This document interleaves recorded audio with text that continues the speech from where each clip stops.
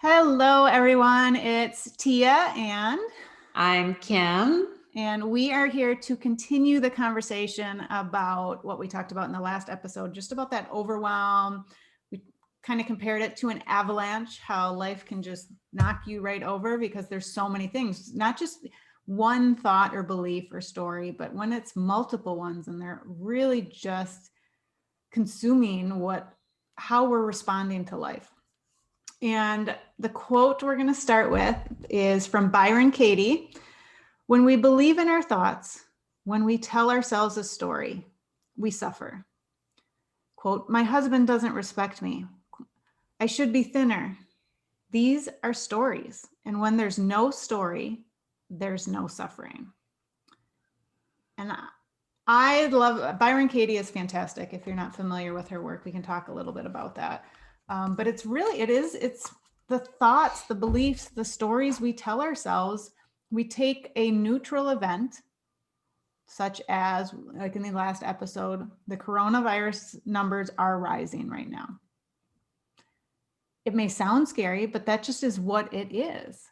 And then we start to attach, oh my goodness, what's going to happen to me? What's going to happen to my family? What's going to happen to my friends? Are we ever going to get back to normal? And, we can create this incredible story versus right now, I am not infected with coronavirus. I am talking with Kim. Yes, that is going on outside. Just like when it's raining, it's just raining. It just is. And when we attach those stories, those beliefs, those meanings we talked about in the last episode, is when we suffer and when we get knocked off and we feel like we're on that avalanche pummeling down the mountain. So real quick, Byron Katie, you can go to her website. I think it's thework.com, but if you Google Byron Katie, you can find it. And she has some worksheets on there that are free and downloadable, and they're really helpful to help you identify your thoughts. It brings in some shadow work because you turn the questions around, but basically it's, is this true? And then turn it around, so what is your belief? Turn it around and see what it's showing up within you. And it just helps you deconstruct it in a very systematic way and notice, what if it just is, the milk is spoiled in the fridge, not, oh, I'm so stupid. I should have remembered that the milk was going to expire and I should have picked up some more, or it's empty. It just is. It just is neutral. And that's hard. Yeah. And I was sharing with you earlier before we started recording just how, and you know what, I'm going to just step right out there and own it, because we were talking about, or I was sharing when my kids were little, and I think they both spilled things and both, had accidents or whatever. But right. For some reason, I'm remembering it more so with my daughter, and, would spill milk on the floor, spill, one time I even caught her like drawing on the wall, like crayons or something, you know what I mean? Yeah. Just making like a mess. And it was always about a mess. Even when she would play Barbies with her friend next door when she was like 6 years old. Yeah. They could literally have every single piece, every little shoe of Barbie, all of it, like the whole entire floor would be covered with Barbie. Yeah. And they were just like in the moment, being so totally present and in their imaginations, just being, it's just like beautiful. But I attached a story like, oh my God, what a mess. Or, oh my God. And I would literally, when she would spill something, I would do this kind of thing. Like, this sigh of, oh my God, really, really? Right. Now I got to clean it up, because for me, it just meant extra work. And like, oh, I got to do this work now. Or, oh, I don't have time for this. One more thing to deal with. One more thing I have to deal with on top of the 20,000 things already going on. In hindsight, I feel bad about it. Again, neutral. It is what it is. It happened. I can't go back and change the past. So going back to what you said in the last episode, what can we control? And we do talk about this over and over because it's such an important lesson to repeat. What can we control? We can't control other people, places, or things. events, which in this case is the past. We can only control ourselves. The past is gone. The future isn't here. We just have this moment. Exactly. So for me to now like add another story or a second arrow as to, oh, I was such a horrible mother because I yelled at my daughter for making a mess all the time, that's not going to help the situation either. It's just more stories, and then there's more suffering. Exactly. So, and it's such a profound quote. And it is. And then when you really start to practice it and implement it, it really shifts and changes your life. And it doesn't mean you don't ever suffer. It doesn't mean like all of a sudden you have this clean slate and, oh, I'm never going to create a story because I know I create suffering. That's not what we're looking for. It's a process. But I had a situation this morning where I almost got grabbed by the story. It was so close. I could feel, I'm not going to use the arrow because I felt like a fishing hook. Like, here it is. Okay, it's coming around. It's about to grab you. And it's like the point of that hook got in me and I was about to get pulled with it. So you could use the second arrow. So the first arrow had been shot and the second arrow was about to pierce me. I'm just, for whatever reason, this hook visual is coming to me right now. And before the barb got in, I was able to take it out. So it didn't stick. It was like, I see you coming in. I see you. I'm about to go, and no. Come back. What can I control? I can control what my needs are. I can create my boundaries. I can create what I need to do to get through this moment without letting that hook take me away and repeat an old pattern of adding to a situation that already is challenging. But I knew that wouldn't serve me, and I knew it would create more suffering. Now, having said that, that situation could repeat itself in a different way, right? Because it's always different. It's always a different situation. And the hook may grab me because it still grabs me. It still takes me sometimes. Yeah. But it's less so because I can catch it earlier. So it's practicing this muscle and recognizing, is that story coming into play? Are we creating a meaning? Are we taking a neutral situation and now making it bad or good? It goes both ways. I mean, even the simple, we've said this before jokingly, have a good day. And it's like, or just have a day. Yeah, just have a day. Just have a day, whatever day. It just is a day. So recognizing, okay, we've made mistakes as moms, because I had the same spillage conversation. Many moms have, right? It's like, oh, it's one more thing. I'm overwhelmed. But I'm overwhelmed. I didn't have these tools when they were little. Me either. At all. They were not even on my awareness. But the more the awareness increases, the more we have a choice. But it doesn't mean we don't feel the avalanche hit us at times. Yeah, that's completely. And that's what I was saying in the last episode, was that I was being pummeled by the avalanche. And so now like I'm catching myself, and I'm right. So I'm catching myself and getting out of the way of the avalanche so that it doesn't take me all the way down into the abyss.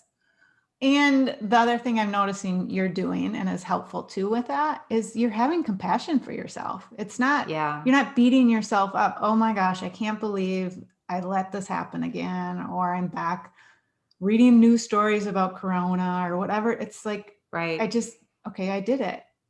And now I'm human. And apparently I just needed a reminder. Yeah, I'm not beating myself up at all about it. In fact, if anything, I'm feeling more excited and more grateful that we've had the conversation, so that I can have a broader perspective of what was at play for me. So what just came to me was when I was caught in the avalanche and I was in that fight, flight, freeze mode, my vision was very tunnel vision. That's a great thing to bring up too. Yes, that just came to me. I had tunnel vision. But as you and I started to process this, there's more space now. There's more perspective. I'm seeing it from a different lens than what I was looking. And at the same time, compassion, right? Progress, not perfection, is that I've noticed over the last few weeks and episodes that I'm having to reminded, and it's okay because Exactly. that's the process. Right. Right. And it's Right lifelong. now, it's lifelong. So right now I'm like, oh, okay, I can see it from a different lens. I've had more space. Well, next week I might be back in the tunnel vision, or tomorrow or later, and that's okay. Right. And that's the beauty of like Right. sharing this and doing it in community, because then we can Completely. help one another. Completely. Had I not said anything to you earlier about it, and this is really important part for people listening and for myself, had I not even had the vulnerability, which Brene says is the courage to be vulnerable. That's what it is. The courage to be vulnerable, which was to take an emotional risk and to share that, hey, I'm struggling and I feel like I'm being pummeled by this avalanche and I don't know what's going on. And then we started to have a conversation about it. And like, now look, I have this new awareness, the clarity. I have clarity now. But had I not had the courage to be vulnerable and to say, I'm really stuck, or why is, what's going on? Yeah. Because I could have been in another story and I'm not had the courage to be vulnerable and said, all right, come on, Kim, like, what's wrong with you? You should be able to figure this stuff out on your own. You should know this by now. You're doing this podcast. You do this work. Why can't you figure it out? Right. And kept my mouth shut. How does that serve you? It wouldn't. Exactly. And I think bringing up that community piece, whether it's just one other person or whether you have several or whatever it looks like for you, is so important, because we can't do this work alone, because we get that tunnel vision like you talked about. It doesn't mean it's not going to happen. Like, you wouldn't have figured this out on your own. Just like when I am in tunnel vision, I would figure it out on my own eventually. Yeah. But we can lean on another and use them to hold the space, be a mirror back, help us through faster. And in the process, it makes me, the other person who is listening at the beginning, to look at myself and notice, oh, wow, that was coming into play too, because we're not walking this path of perfection. It's meant to be done in community. We have our individual journeys, but it's meant to be together. And I'll do a shameless plug for us right now. Yes. It's our Unlocking Authenticity School. We completed Balancing Your Backpack, which is still available free for anyone. And now we have Aligning with Your True North. And it's about working and through these things together in community, because we all learn from each other. The teachers learn from the students learn from the teachers or the guides. We learn from each other, because there's always potential for growth. There's always potential to get stuck and unstuck, or be unstuck and then we get stuck again. But if we don't have that support and ability to reach out and be vulnerable, because that does, like you said, that takes so much strength and courage. But have you noticed over the years, it takes strength and courage, and it has to be, with a safety, in a safe place and all of that as well, but it's easier. Oh yeah, it does get easier. Yeah. Especially when it's with, like you said, safe people or the right people, it does get easier. And there's going to be times it's really tough, because it's a big thing that there's shame around or whatever story. But to move and, navigate the falling of this avalanche takes courage for yourself, community. And if you don't have community, there's always community out there. Feel free, join Balancing Your Backpack. It's free. All we want to do is support and help.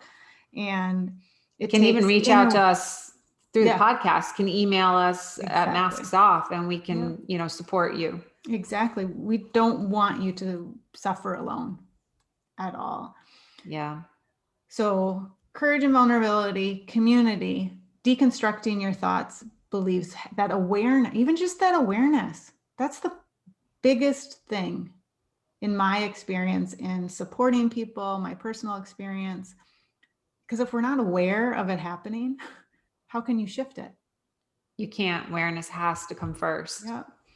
And then starting to understand why, in the work you do with hypnotherapy and RTT, what's beneath all the different layers of the mind that you're continue to learn and expand on through the workshops you're doing. Your knowledge just huge. Learning so much about the mind. Yeah. And so there's so many layers, and what works today, maybe you need a different tool for tomorrow, but the constant is yourself and having at least one other person to support you. I just feel really strongly about that personally. Having another person to talk to. Absolutely. Absolutely. I can only, like you said, I probably would have figured it out eventually, but what we did was we slowed down the free fall right now, just slowed it down by having this conversation. And really, at least for 2 out of the 3 things that are going on for me, I can clearly see where I just need a shift in my perspective.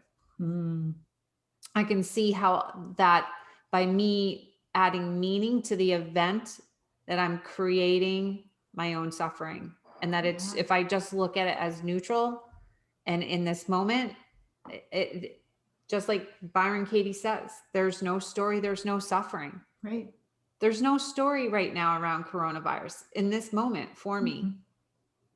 It just is. There's, especially like today, it's raining. I'm not going anywhere. I'm not leaving my house. I've wiped down all my doorknobs. I wiped everything down. I sprayed my Lysol throughout the house. So right now I'm in a safe zone. Yeah. And I'm okay, like in this moment. So that's it for today. And as far as my work goes, like just one thing at a time. I keep repeating that in episodes, but really it is the difference. It's the lens. It's the lens. So it just shifts my perspective.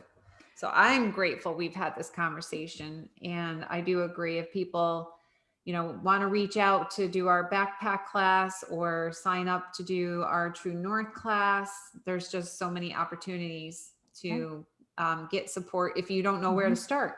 Yeah. You may already have your community. You may already have a tribe, and that's wonderful. Right. And if you don't or do, you can reach out to us. Exactly. So moving forward, as we wrap this one up, what are you going to do? Like, what is your one step? Because that's the other piece, is awareness, story, blah, blah. Now you can make conscious choices and not react. So what's one conscious choice response you're going to make? Well, my action. So I look at it as an action step, definitely around coronavirus. I am cutting off from reading the articles in the news. I'm going back to what I did back in the spring and summer. I check it like maybe once, my local news once a day. There you go. No more reading the articles on my phone, what's going on worldwide or nationally. Yeah. And my action step is just going to be to continue with, my tasks or what I'm doing is to really watch that story of overwhelm, like using that word in and of itself. I need to eliminate that word. So what would be another word? Neutral. What would be a way to, instead of saying I'm overwhelmed or I have I do have a lot going on. That's just true. There is, that just is. And I think that's what makes me feel. So if I'm doing a 0 point on that, right? If there's overwhelmed versus, what's the opposite of overwhelmed? Flow. Well, I'm thinking like the total opposite, overwhelmed, lackadaisical. So if like overwhelmed, lethargic or whatever, I don't know. I can't think of a word right in the moment. But like what really resonates is just is. It just is. Like right now, podcasts, later work on the class. After that, just make dinner. Just is, one step at a time. Oh, another one that I have been using, and it does help me, is Easy Does It. That's great. It's been help. Easy Does It. Slow and easy. And like that, even saying that, there's like a breath. It's like Easy Does It. I could hear and feel your breath. Yes. Totally. Right. Yeah. Right. When I say that, so that does help me when I do say Easy Does It. Wow. That's a Easy body does it. experience too. Yes. And and that's the thing, when we feel it in our bodies, right. And when I understand more about the body brain, and I can explain it more, we'll talk about the body brain in another episode and how, we can important. tag team on that. But I can feel it viscerally. I mean, like that easy does it. And it's like, okay, then I'm fine. It's like, okay, what's next? What do I have to do next? Yeah. But when I'm in that overwhelm, then here's the story. When I'm feeling stressed and overwhelmed, I start saying, is this really what I want to be doing with my life? Do I really want to be doing all this? I start questioning myself, not out of like whether I enjoy podcasts, whether I enjoy teaching, whether I enjoy clients. It's because of the stress and the overwhelm that I start, and I attach the story. I start saying, well, what's the point of all this? What's the point of all this? Why am I doing all this? Yeah. And it's because I'm creating something with my thoughts and stories. But when I just go, easy does it. You just settle. I just settle. We just did a podcast. That's awesome. Yeah. Yeah. So there you go. That's what I'm going to do. Good. I know. All right. Well, listen, thank you everybody for listening and for witnessing my little journey. Awesome. And we really appreciate all the support. Definitely. Have a lovely rest of your, or actually have a day. Have a day. Have a day. Bye.